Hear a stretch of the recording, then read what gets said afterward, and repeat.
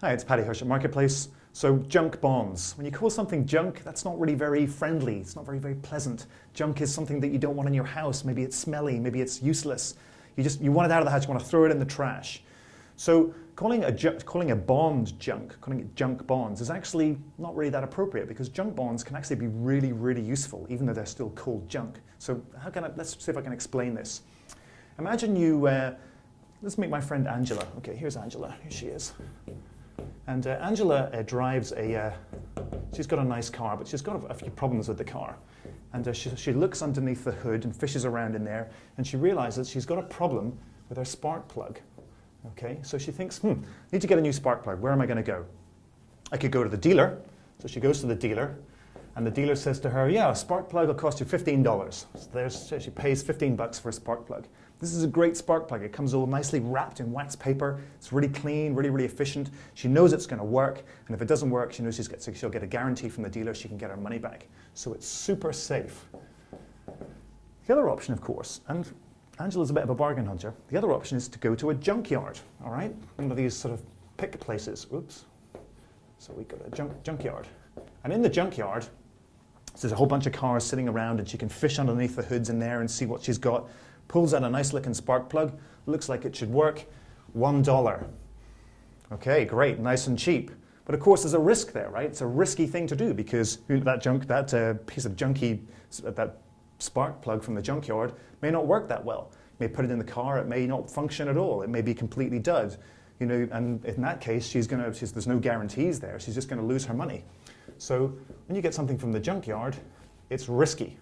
So how does this kind of equate to bonds? Well, bonds are actually pretty similar. If you wanted to get a nice, safe bond, what you do is you go and you buy an investment grade bond. It's called investment grade. And that depends on the grade, the rating that's been given by a ratings agency. Investment grade bonds are super safe. But because they're safe, because they're issued by companies that don't have much debt or are in comfortable industries, or in industries where there's not too much competition, where they're able to make money, where you're almost certainly going to be able to get your money back if you've lent to them, where you're almost certainly going to get the interest payments that you're owed, those super safe, because they're so safe, they don't pay that much interest. There's not that much risk. So you get maybe sort of 2% on those bonds. But you may say to yourself, I want more for my money. If I'm going to invest like a bunch of money in a company, I want more than 2%. Okay, so what do? You go to the junkyard. You ask for a riskier bond. And a riskier bond, okay, is going to pay you 8%. So what is that? That 8% means you get more yield. So this risky bond is called a high yield bond. Now, because it's in the kind of proverbial junkyard, if you like, because it's more risky, because it's potentially risky, that's why you get the higher yield. So when you hear junk bonds, the other word for junk bonds is high yield bonds, also non-investment grade bonds. And the upside, of course, getting a high yield bond is that you get more return.